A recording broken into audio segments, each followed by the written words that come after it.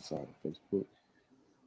Yo, what's up, everybody? We here again. March MAdness Tournament provided by Hoop Jargon, man. Appreciate all y'all who checked out our first matchup of the first round. And here we are with the second matchup of the first round with two of my homies, man. I'm going to introduce them, and they're going to tell you who they represent.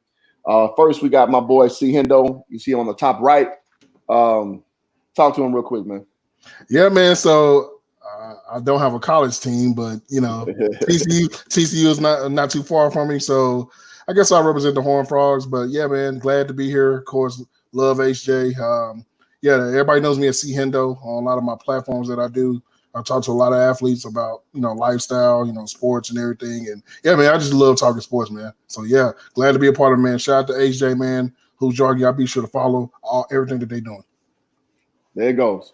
And secondly, another educated brother in the sports field, my boy Brandon Patterson. B-Pat, tell him what's up. Tell him who you represent. What's up, everybody? I'm from Nebraska, so I'm representing Nebraska Cornhuskers, my favorite all-time football team. And of course, I went to Prairie View. Played baseball there for two years. Helped out on the basketball programs and basically worked in the intramurals program all 5 years I was there. So, I was there for 5. Mm-hmm.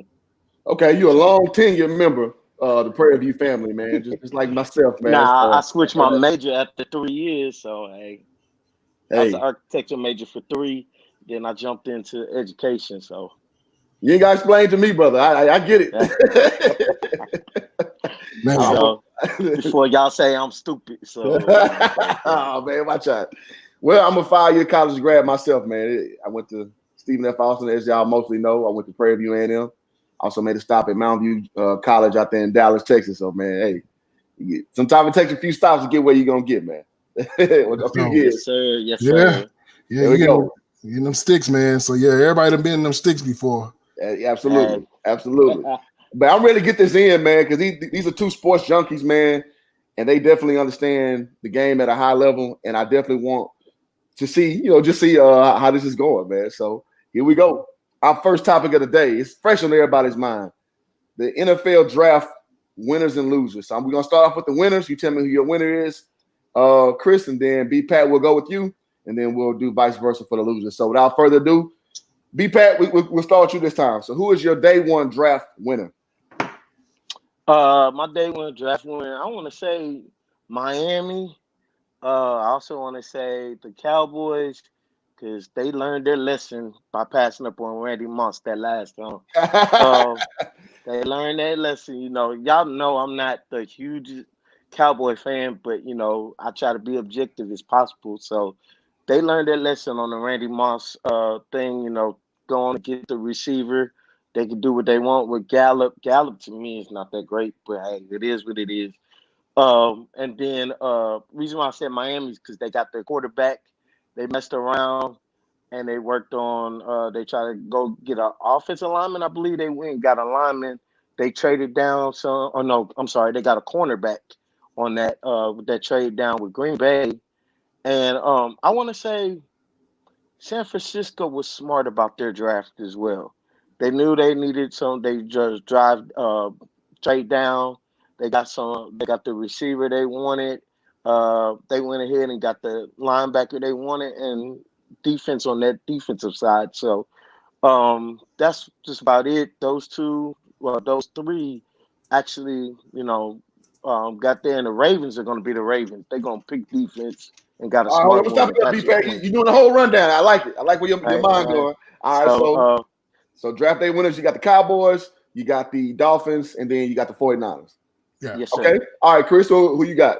I mean, obviously, I think everybody won, right? Shout out to all the families out there that are going to, get opportunity to, financial growth. So that's always big for the kids, man. So everybody wins in that, right? Absolutely. But when it comes to the team part, I'm going to say this, man. Like, one team that comes to mind is very interesting. They had a unique situation was the 49ers. So they get Javon Kinlaw. So obviously lose DeForest Buckner, right? Mm-hmm.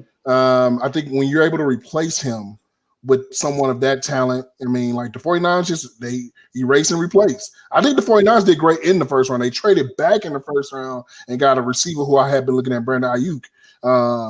just talking to guys like TJ Houshmandzadeh, you heard the story on ESPN. They were talking about that, but I asked a couple of former NFL players about him. He's very sneaky and very good. I think you team him up with a guy like Deebo Samuel, another young receiver who showed up late in the season. I think that's a good tandem. Obviously, the Cowboys, I think that's a definite win for them. I don't think anybody would have thought that CeeDee Lamb would drop that far. And to me, like, the Cowboys went away from the past history of like drafting need, and they actually just said, "Hey, we're going to take the best player," because they had a similar scenario. Like when they drafted Leighton Vander Esch. I mean, Calvin Ridley was right there, and like a lot of people were like, "Man, they should go get Calvin Ridley," and they didn't. So I think they understood that you got to draft talent. And like, I mean, for like Mike McCarthy, I was very hard on him, like obviously being the Cowboys coach. But one thing I will say is this. He now has a souped-up version of Randall Cobb, if you think about that. And I think that, like, when he was in Green Bay, remember he had the big three, Greg Jennings, Jordy Nelson, Randall Cobb. Now you got that in Dallas with Gallup. You got Amari Cooper. Now you get, CeeDee Lamb. That's just crazy. I can't believe that he actually fell. So that's my second winner. And the third winner for me, man, I think the Jacksonville Jaguars. I think that, like, they went through a whole change in, like, the last year. So you go from having probably arguably one of the best tandems at cornerback and AJ Bouye, and you had Jalen Ramsey, but then you lost both of them via trade, and one leaves, and now you get CJ Henderson, who I like a lot. I thought the Cowboys. Are you worried about Henderson's size? Nah, man, because at the end of the day, I look at guys like Chris Harris, small 5'9", 5'8", 5'9" guy. I don't think size is a big deal in the NFL when it comes to corner. Like, I know people try to put that out there because we look at more athletic receivers, but skill is skill. Like, Chris Harris shuts down some of the best receivers in the world at 6'3", 6'4". I mean, Darrelle Revis went like 6 foot. I mean, he had a little size on him, but CJ, man, he makes plays. We've seen him make great plays. I think that he understands everything that he needs to do, and he can play man-to-man. And that's a big deal in the league. A lot of guys come from cover 2, different schemes, but this kid can play man-to-man, and I just think that, like, when you lose both cornerbacks, you got to find replacements. And, I mean, you're building your future again after 4 years ago saying the future was there. So I like what they did, man. And they got a hometown kid. So I think it's always dope that you get the hometown kid. So those are my 3 winners, man, the Niners, Cowboys, and definitely Jacksonville, because they were able to replace immediate need. Okay, and that's good. I see y'all kind of we're blending. We're pretty much on the same consensus as far as day one draft winners. Now that's high praise, B. Patrick. What you said, CeeDee Lamb is going to be a Randy Moss type situation, man. You can expound a little bit on that, man. Reason why I said not necessarily just Randy Moss, it's just the fact that at the time, it was a long time ago, of course, but Randy Moss was right there at the Cowboys' hands. They just. It was just here, and they didn't take it. And I think it's eating up Jerry even to this day that he didn't make that actual pick, because Randy Moss could have did some things on top of what he did past, what he did in Minnesota, what he did in Green with what's his name, Tom Brady up in New England, but. That because you never can have so many playmakers that can help out. You can help out. I mean, now the NFL is different. It used to be that running back. I mean, yeah, you got Zeke to, pass it up off of that. But what I'm saying is that from the standpoint, Moss, it's not a Moss thing. It's just a Moss-like situation. Lamb is going to have that chip on the shoulder. All I got to do is drive up 45 and go play football.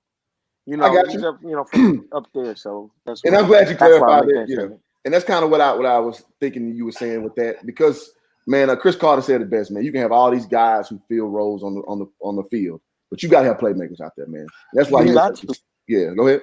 Yeah, and my thing is, it's a simple thing with that, man. Like he said, it's skill, bro. Like at the end of the day, it's a skill deal, bro. Like you honestly can almost make the case that he's the 3rd best offensive player the Cowboys have today.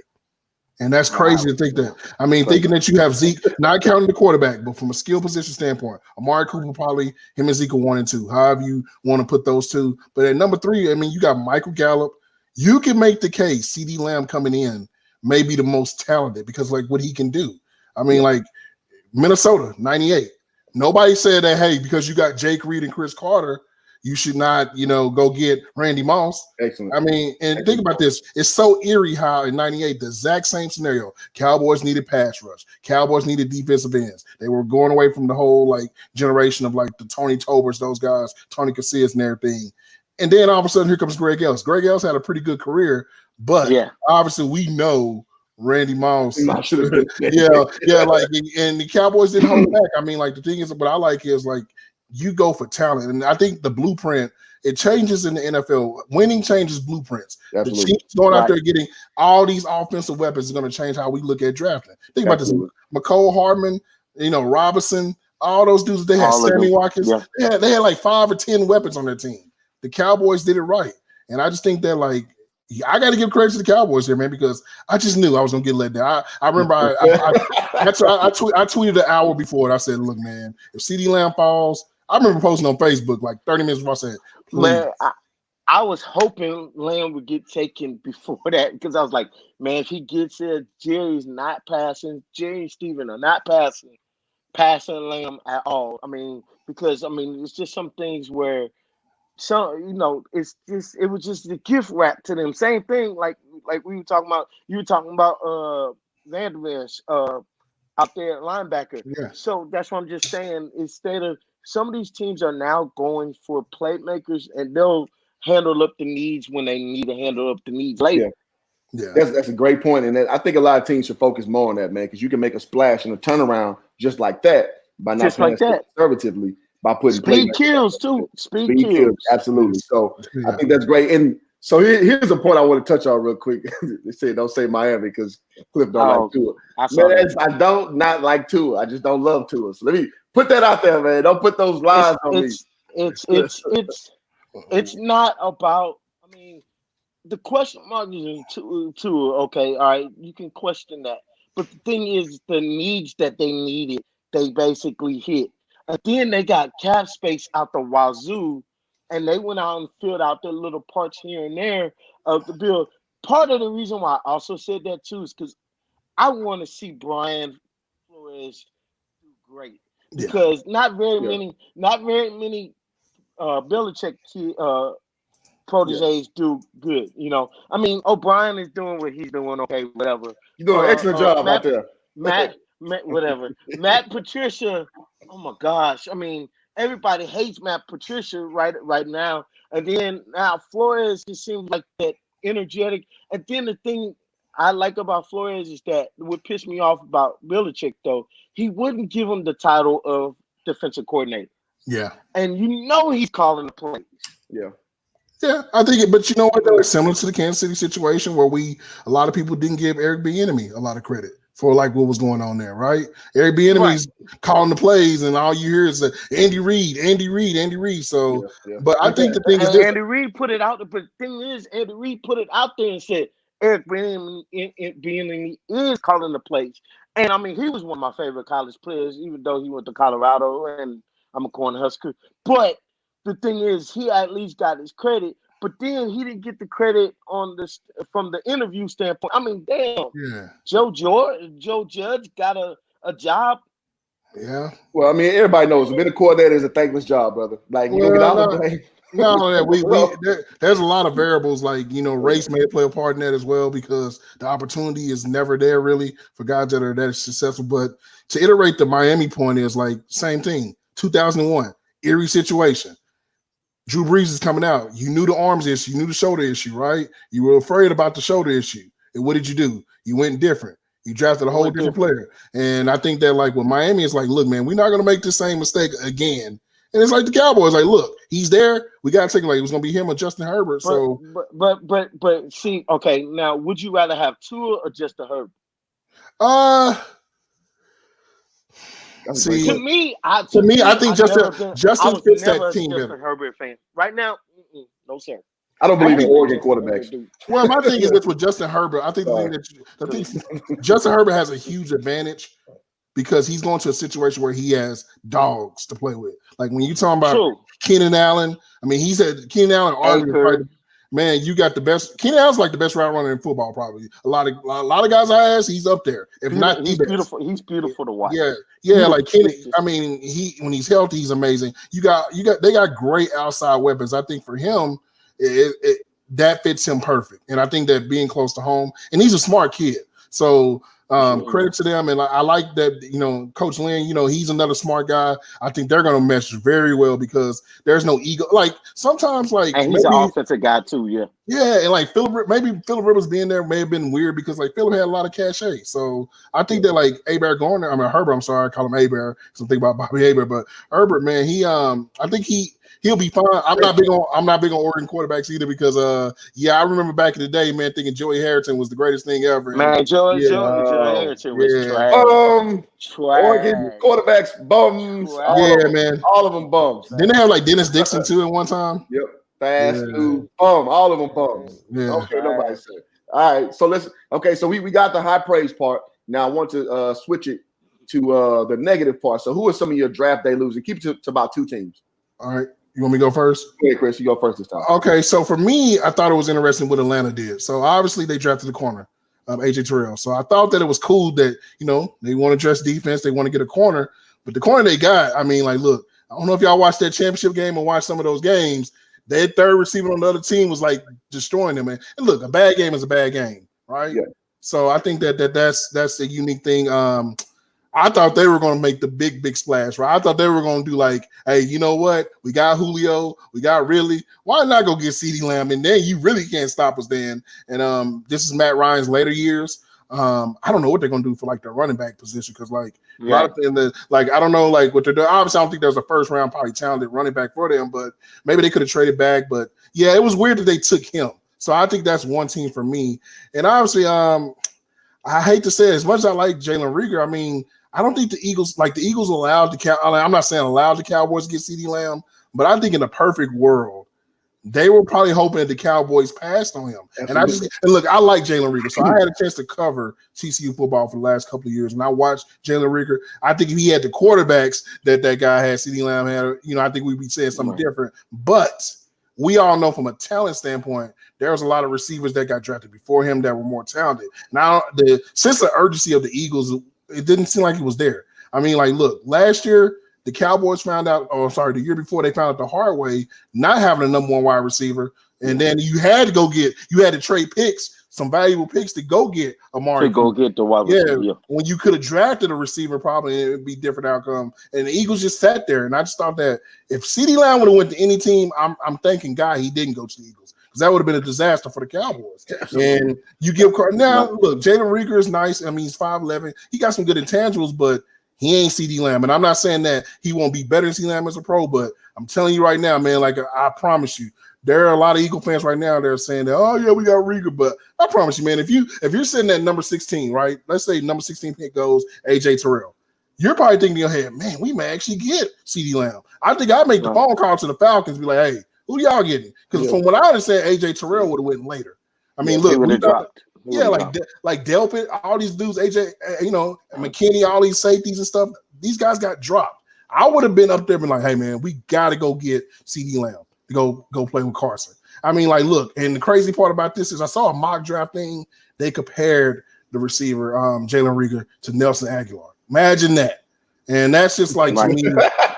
And look, I get it. People gonna say, well, the Eagles got a good wide receiver. I mean, he's good. But the thing is this, there's a significant drop-off from a draft perspective, talent-wise, when you say CeeDee Lamb. Like, I don't even know how CeeDee got that far down anyway. Yeah. That's still a conspiracy to a lot of teams that need number 1s and number 2s or whatever. So, yeah, man, the Eagles for me, man, like, I just think that the sense of urgency, man, like, you need weapons.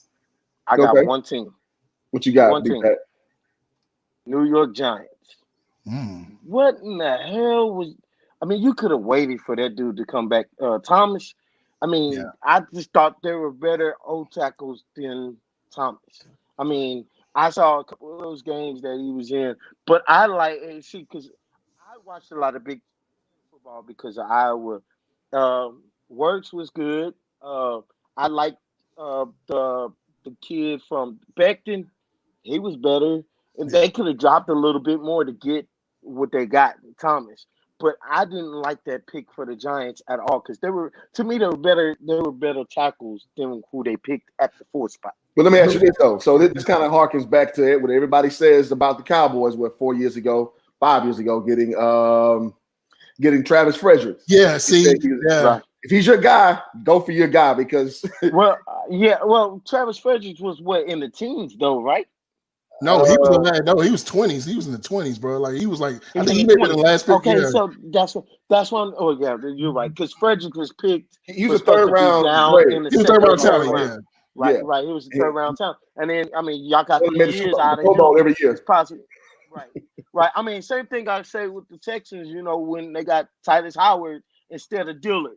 So I mean, hey, go get Dillard, but Titus Howard was better than Dillard this past year. So I don't know, but I mean, I just didn't like that pick with Thomas. I just thought it was a reach. I don't think it was like, and then of course, Chris already said Terrell for the Falcons. I really thought the Falcons were going to drop down in the draft some to get like another pick or get better value for, Terrell. But hey, like y'all said, hey, they wanted Terrell. They went out and got Terrell. Yep. Yeah. That was pretty good. Chris, you got another take for me? Well, I'm trying to think of the linemen. So, like, the only reason why I say we got to be careful with offensive linemen is because, like, I'll give you a good scenario. So, obviously, he had a pretty good career, but he never made an all-pro team. So, let's just go back to the 2004 NFL draft, right? So, the 2004 NFL draft had Robert Gallery. Everybody said Robert Gallery was supposed to be the, the big guy, the main guy, and, oh, man, you can't go wrong here. Here comes Vernon Carey, late draft pick. Did well, like Robert, like just because he was projected to be like Giants got their guy, like the Cowboys got their guys. Like a lot of people will say the Cowboys shouldn't have drafted. I remember I was upset when they drafted Travis Frederick. I was like, "What the hell are you doing? Like he's not even the first round." Yeah, I was livid. Like look, man, I would take that L. A good example is this: Robert Gallery goes in that draft. Guess who goes in the 2nd round? Chris Snead. Chris Snead wouldn't lay rounds. Yeah, and Chris Snead was not like considered a top tier talent, but Robert Gallery was considered like the greatest thing in that draft. If Eli Manning didn't exist and Larry Fitzgerald didn't exist in that draft, Robert Gallery went number 2, right? So yeah, I think from a talent, and everybody's like, because he was just this great player in college. I mean, what about the kid from Auburn? Remember Greg Robinson? How he turned out? Third team now, I think. So I think that like we have to. The offense line is a little tricky. That's why I think a lot of times it's more. It just depends on scheme. And it depends on scheme, and it depends on the actual O-line coach, and it depends on whether or not what kind of nutrition they're putting in their bodies, what kind of weight program they're in. Because there's a lot of people that don't work on their footwork. Just offensive line. I mean, you got to have a special O-line coach for all of that. So, but a lot of that goes with scheme. It goes with the actual coaching staff that goes with it. So go ahead, Chris. And last thing for me is this: we got to remember, like the Cowboys, like the Dolphins, there's this thing called like looking back and what we did wrong. So just keep in mind, the Giants once took a guy named Eric Flowers. How did that work out? We lost as Cowboy fans. We love Eric Flowers, boy. Tank Lawrence, DeMarcus Lawrence. We didn't care. You could be Anthony Spencer. Put him on that side.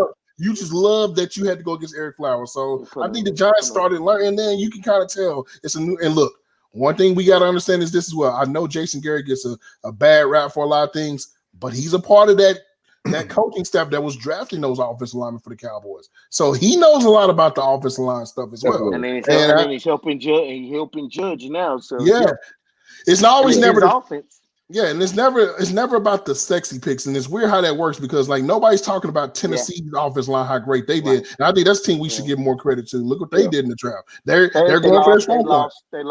They lost Conklin and it came back with an O lineman. Man, and I just think I think it's cool. I think for me, like they have to figure out how they're going to protect Daniel Jones and also preserve the life of like Saquon Barkley. Exactly. Like, look, man, they struggled from that tackle position last year. So they saw something, man. So I'll give them credit. And I just want to say a name before we switch gears, man. It's like you gotta watch for the sexy names, man. I remember about 15 years ago, Igor Olshansky was the guy.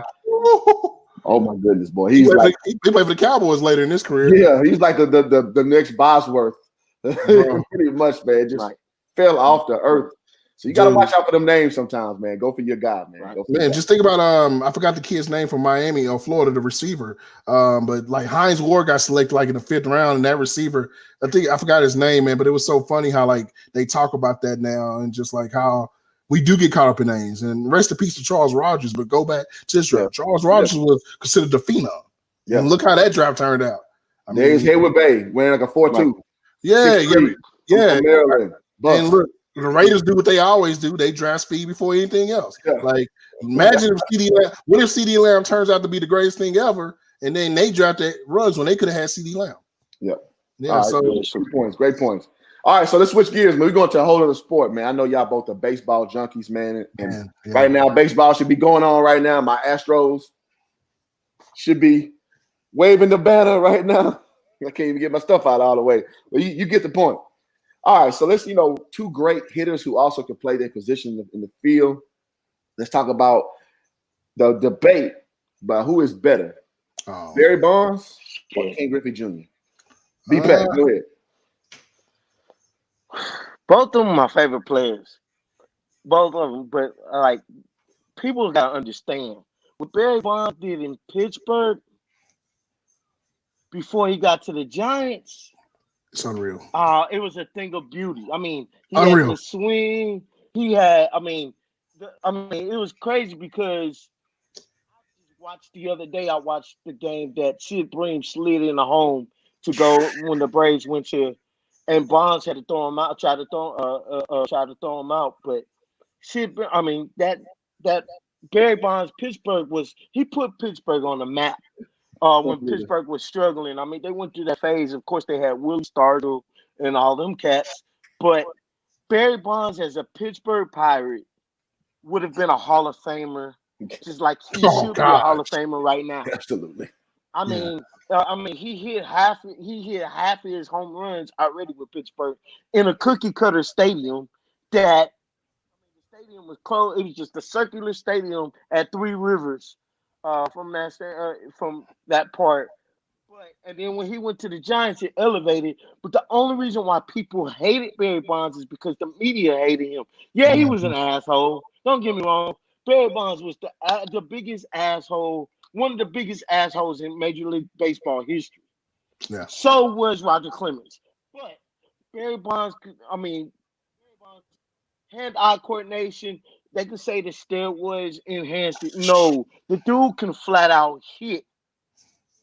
Singles, doubles, triples, home runs. He got a little bigger. I was there when he hit his 70th home run that season when he was with San Francisco. The Giants were in town here in Houston, and it was just like wow, But people want to talk about the steroids era and all this and that. But Barry Bonds was a beast. Griffey had the sweetest swing ever. Yes, sir. And they hated Griffey from the standpoint because he was the first one that had his hat backwards on. Oh no, you can't do that. The traditional baseball. And he did all that, and then he got to play with his pops, and he had to smile. He patrolled center field. They were two similar players when Bonds was with the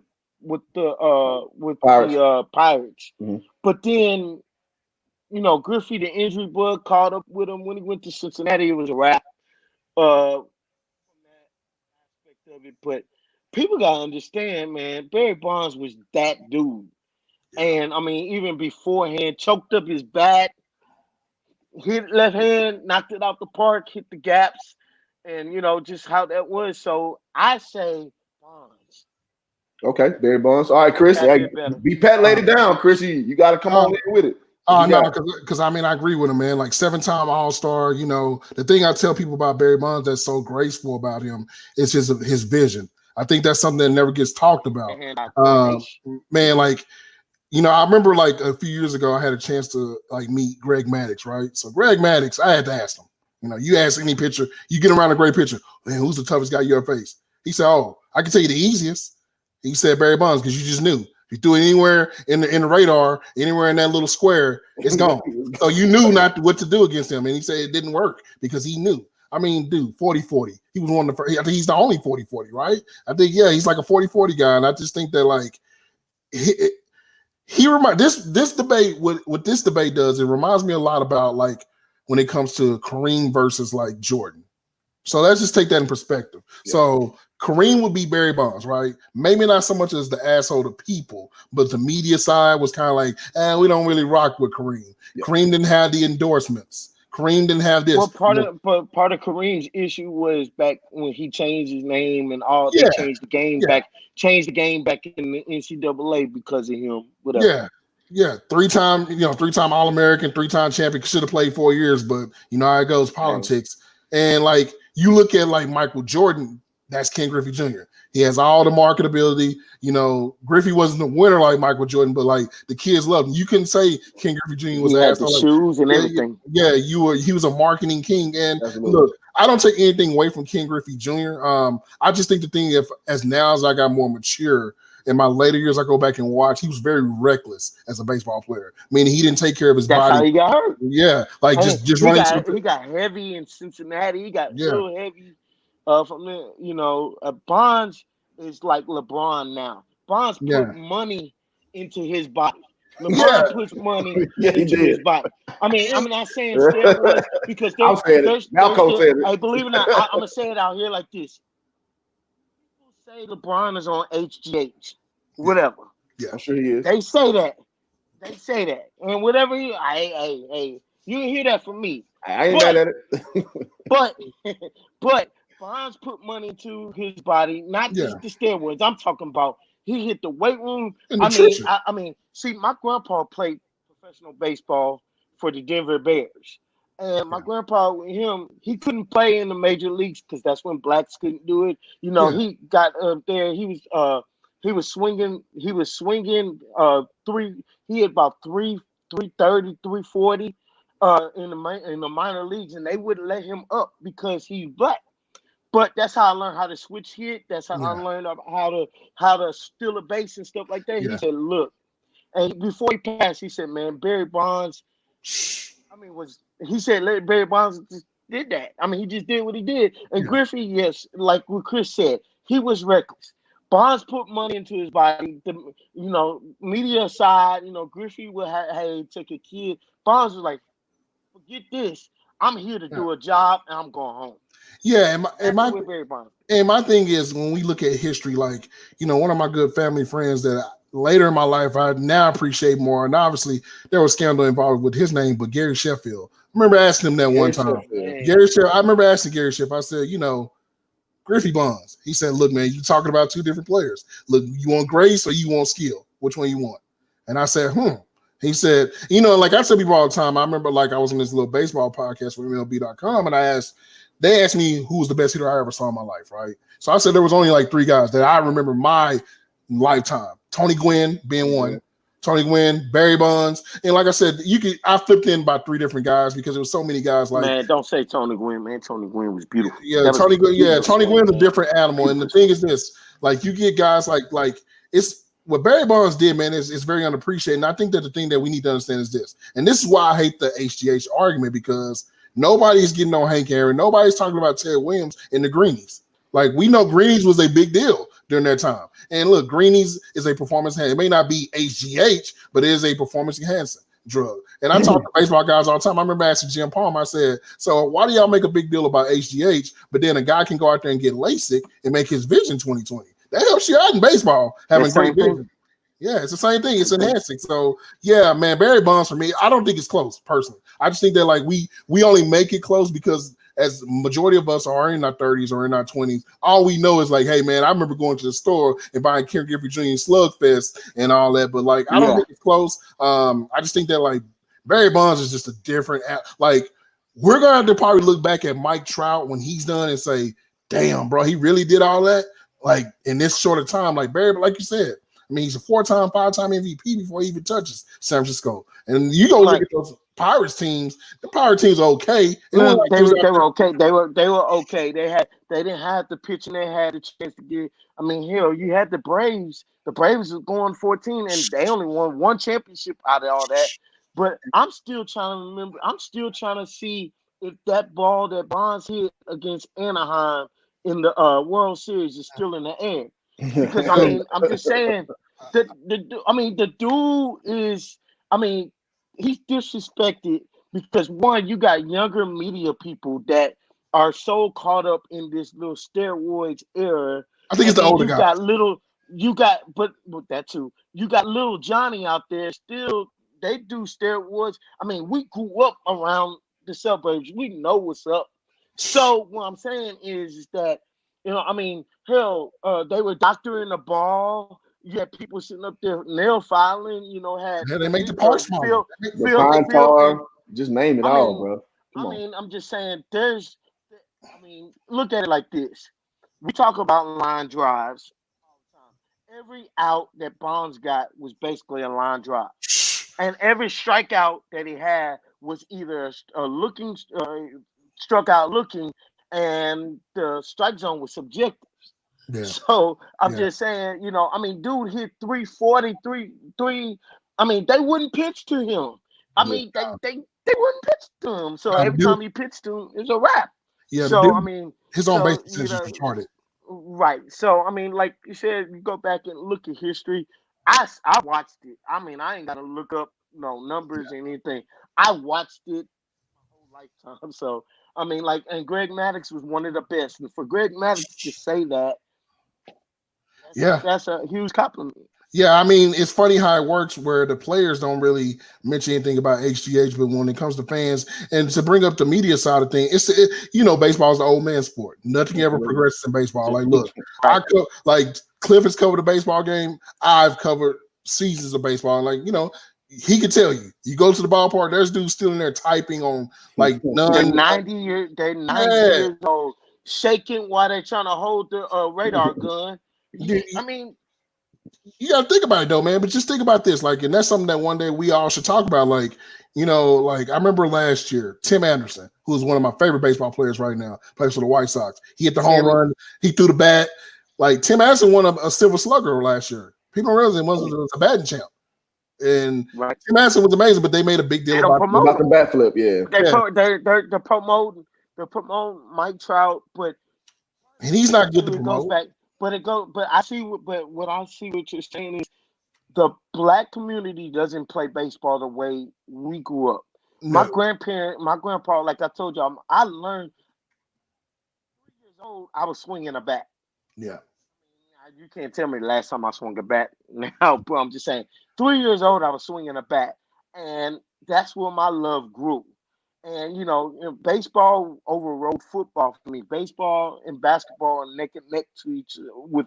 It resonates with me from that aspect. But those two, just the fact that the black community is not getting that. They're saying equipment. The bats are almost $300 now. Man. And so, I'm just... there's nobody donating it to the black community. They just built the Bob Watson, and nobody knows Bob Watson. And with the Astros aspect, Houston. That's one of the Houston greats. Jimmy Wynn just passed away. That's one of the Houston greats. People don't know that Joe Morgan started out with the Astros. The great Joe Morgan got traded to the Reds. You got Cecil Cooper. That. Right. My stepdad played golf with Joe Morgan, so I was able to pick their brains about little bits and pieces about the game. And Barry Bonds' name comes up. Now they hate Barry Bonds because of the so-called steroid aspect. We know Barry Bonds. We don't know that, but his neck got as big as my shoulders. So, but dude, they didn't throw fastballs, and but the black community doesn't. Celebrate that because it takes too long to get into the major leagues or basketball's a quick fix. They got the game. Baseball got the most guaranteed money out there. Well, the thing is this, you got to think about. But you got to do 7. Yeah, but the thing you got to think about is this, man. Like guys like us, I played baseball in high school. Did 1 year in college, and I was like, nah, not for me. Like it got too crazy, it got too good for me. I just tell people all the time, like you can't go in the hood and go to a baseball field and pick up a game, right? But you can go into the suburbs and I can go pick up a baseball and get 10 people to go play with me. Like I play in a softball league to this day. I play in a softball league, and like I hardly ever see a lot of black guys. It's great. Yeah, Social. yeah, I mean, yeah, y'all know, Cliff. You know, I umpire baseball games. yeah. Man, there's a young man. I think Brian Lilly might be on here. There's a man named Mike Jungins.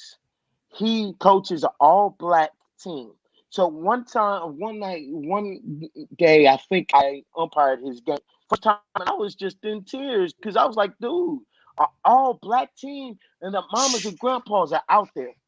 Now, fast forward that all white team, got the grandpas and the mamas are out there, Yeah. daddies, uncles, they're out there, and just something that brings the family together. And it was just hard. And there have been times out there, and I was an umpire. I mean, when I played at the village, I was the only black kid on the team. Man, who you telling? It was Who you just, telling? it was just that, it's just that added, they don't. I mean, baseball is hard work. It's hard. It So was is fun. every sport. But it's a family thing. Oh man, go out there and go play football, or go out there and go play baseball. I played one-on-one baseball. Yeah. Growing up, we were playing one-on-one. Oh man, we used to tell them, "Hey, that left fielder would have caught the ball that was out there." That's how we played one-on-one baseball. Yeah. You know what's crazy? The funny story about that is just like being the only black kid. So like a lot of people know about Hunter Pence, right? You know who Hunter Pence is. You guys definitely know who Hunter Pence is. So funny thing about Hunter Pence is this: me and him played like young ball together. And a lot of people don't know that. And when I interviewed him, we talked about it a little bit. Like it was kind of weird. Like I was just like, man, I was the only black guy on the team. Like it wasn't too many black guys. Then we ended up getting these two other black guys that were pretty cool. And they went on and played baseball like at different colleges. And I'm like, man, this is unique how like we don't appreciate, but like I love baseball. Like for me, my family has a deep history in baseball because I didn't know at the time as a kid. But like everybody, I don't know if you guys knew this, but like it's on my Facebook somewhere, Ricky Henderson. I'm related to Ricky Henderson. I didn't know it.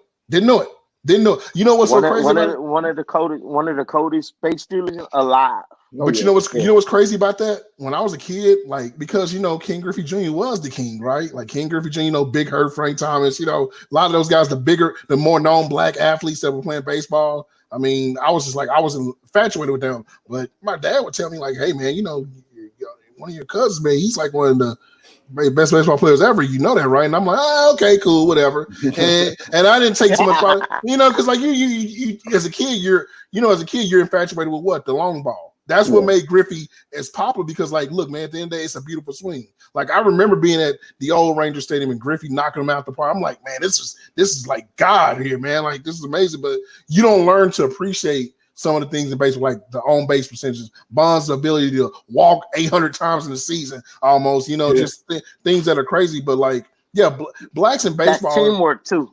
Yeah, that's team. And the thing is this, man, it's also like you said, there's no kind of like you're a rare commodity being a guy that is involved in baseball, where it's coaching and umping. Like I cover like baseball, and like I see a lot of black guys, and it's so weird. Tim Anderson told me the craziest thing. He said, baseball is really boring. You have to make it fun. And the thing is, when he said it, I had to look at him. I said, what do you mean? He said, because like if they tell me how to play baseball, I would hate playing baseball. I play it my way. Right. Like Tim Anderson plays it his way. He sits a certain way in the infield. He doesn't do too many of the shifts like they like him to do. Like he plays his way, and it's been effective. But like, like when a baseball player, when a black guy comes along, it's like I remember, like, man, you couldn't tell me anything about Mo Vaughn. I thought Mo Vaughn was amazing. Big dude, I thought he was the greatest successful fielder. You get the Prince fielder. I love and that's the thing that I try to explain to a lot of the athletes, like especially the baseball players, man, you got a son. Get him in there. Like yesterday I was talking to Elvis Andrews. He's from Venezuela. The thing that he said is so crazy about that is that like where they're from, like it's a family affair, like you said. Like, look, you may not like playing baseball. It's all about family, because then also women can get involved with it too. Play catch. Just the moms and the grandmas. I mean, it's just something. I mean, yes, like you said, Tim Anderson made it fun his way. Baseball was boring. I mean, I can go sit at an Astros game and watch a game. Oh yeah, we can. Yeah, fine with it. Yeah. So, but what I'm saying is, it's boring. Anything can be boring to you. You just got to make it fun your way. I mean, there's some basketball. There's There's games where I coach basketball, like, damn, this is boring. All they're doing is just turning over the ball left and right. But you gotta make it fun some kind of way in any sport. But I mean, people want that quick fix. Oh God, I can dunk a basketball. Or baseball takes time, but then also now they've kind of institutionalized it towards the suburbs, and or they'll have that token black kid on the team, just to say, oh, we have a diversity on our team, or but the kids aren't aren't seeing it, or because it's not being played in the playground like we used to.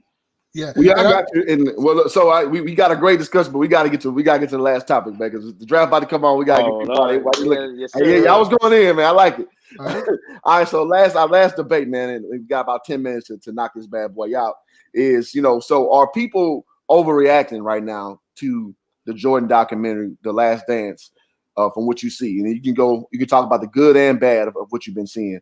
Who went first last time? Chris, go ahead, since you just didn't talk. Go ahead. I would say anything that's nostalgia is a drug. So you know how I feel about nostalgia. Y'all know how I feel about it. Like nothing ever. Heroes.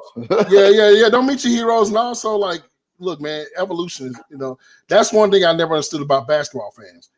Baseball evolves. Football players evolve. But some odd reason in basketball, everything just stopped when Michael Jordan quit playing. And I think that's something that, we need to look. I wish they would talk more about how he became the better player. Like, who did he watch? Because a lot of times people don't think that, like, the thing I hate about this whole thing is, like, Kobe Bryant was the most unappreciated basketball player I remember in my time. I'm going to tell you why.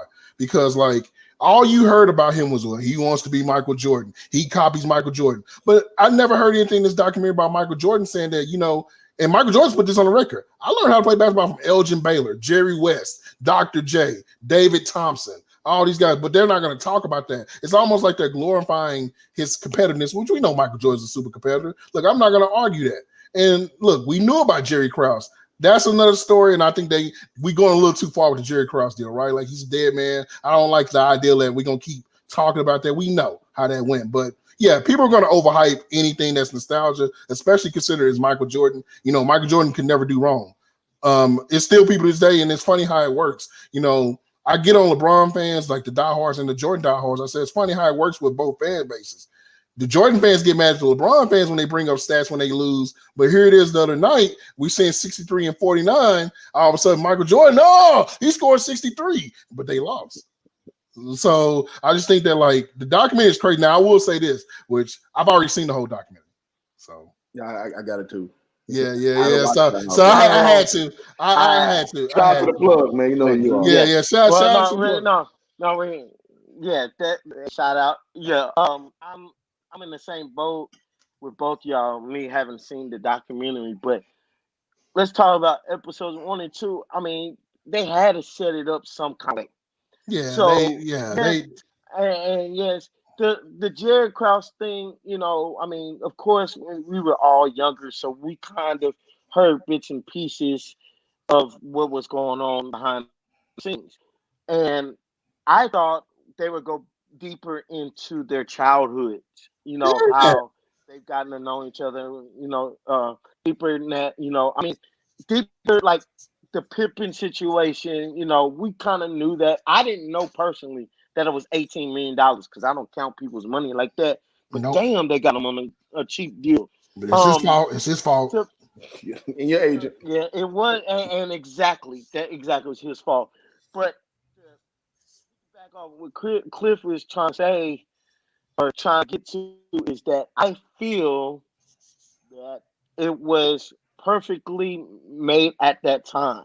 Now you're gonna get the LeBron and Jordan haters, or LeBron and Jordan lovers, they're gonna all clash and say this person is better than other. To me, I really don't give a damn because every one of them had their each era. Kobe had his era, Jordan had his era, and LeBron had his era. And that's the best, and I've been fortunate to see all three. Well, I wasn't fortunate to see Kobe. I saw Kobe in high school, but I didn't see him in the NBA. But the documentary was too much about bashing Krause. It was. It was bashing him for no reason because he's not here to defend himself anymore. but of course it was made. You know, it was supposed to be later on. Um, the good parts about it was, you know, I like how they went up to 98 and then go back to the first parts of the championship and then come back to the last three championships or whatever, or basically 98, and kind of squeezing them, condensing them together. Yeah. And you know, I mean, just that was what they did. You can tell that from from 1 and 2 that they're going back. We're going to set it up with this part, you know, 98, and then come back. But I didn't know Kraus was a GM that long, so that was new to me. I just thought I didn't realize Kraus came in his second year. I thought Kraus came in right after Doug Collins. I Yeah. didn't know all of that, Yeah, so he it was was there. brand new to me from that aspect. But you got people, oh man, it was trash, it was garbage. No, it was not. It was just not it was trash and garbage because you wanted something different. You wanted something to. I mean, of course, we all knew it was going to be about Michael Jordan. We knew that. I mean, why wouldn't I talk about the biggest star of the '90s? But Why wouldn't I? That's Thomas Sheldon. But it should have been a little bit more about the team aspect and the different people. But I liked 1 and 2. They were talking about. They started with Jordan and then started talking about Pippen. I guess they're going to talk about the rest of the teammates later. yeah, and the problem I had I is don't want to give away too much. I don't want to give nah, away too much. nah, I'm not gonna give away episode 3 because that's probably one of my favorites. But I will say this: the thing I don't like Yes. the most is this. You know, Cliff is very good at this, and Darren, a couple of guys are very good at this. They get on LeBron about the whole want to be a GM, right? Like we talk about that a lot. Like him being a GM, dictating moves. You know, for everything Jerry Krause did allegedly wrong, if it wasn't for Jerry Krause trading, you know, Charles Oakley away, and remember, they never talked about this story as much, but remember, Jordan threatened to lead the Bulls because of that whole ordeal. Like he was pissed. And then He you didn't- traded, and then you traded Odin Polynice for Scottie Pippen. Yeah, like we don't give enough credit to I think you should show see, to me, the part I didn't like was this. They only showed Jordan being the super competitive guy. They didn't show the immaturity side. The guy that was whining about, you know, yeah, we don't need to trade, you know, Oakley or Bill. Well, who is Bill Carter? I can't stand that dude. You know, they didn't show that. And to me, that's where that fantasy comes in. Because then the narrative is going to get painted. Well, Jordan couldn't do nothing wrong, bro. He just needed to get the help. Well, we need to actually talk about Jordan, the person that, you know, he didn't want to have anything to do with like Bill Carter on that team, Charles Oakley. He didn't want none of them. Yeah. So like Jerry Krause deserves love. And I also think that, yeah, I like how they talked about Pippen, but they also should have brought up what happened in 94. Maybe that's going to be later. Obviously, you guys, we could, you know, that's another day, another discussion. But in 94. I mean, they should talk about in the Pippen story. In the Pippen story, they should have talked about 94. Yeah, like how he was the same. Like 94 was his thing. Yeah, and that was the year that the Bulls literally won 55 games without the greatest player that probably ever played basketball. And I just think that when you don't talk about those things, we don't know. And like for a younger generation, it's tough to explain to them the greatness of Michael Jordan when you just tell everything that's great. Mm-hmm. My thing is they didn't talk about the 1 and 9 in the final. They just went straight to Detroit. And I was like, okay, but they didn't talk about the issue I had with that also as well. I mean, yes, Krause deserves the credit, but why the hell was Krause trying to get rid of that whole squad in '98?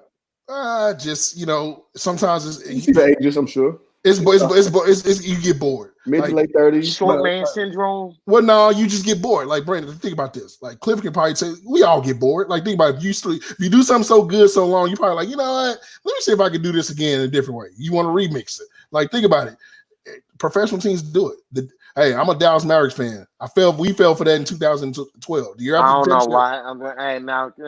Don't even get started on Cuba. But the thing is this though. But the thing is, it was going to happen one way or another. Like you can grow old and look like the one thing the Cowboys didn't do right. A lot of people seem to think is they should have got rid of the guys after '95 and started then to get everything back to then because you got older. Things started happening. Players broke down. So yeah, man, you hang on too long, and I get it. But at the same time, it doesn't help when you have ego. Like the one thing we learned about Scottie Pippen is Scottie Pippen had an ego.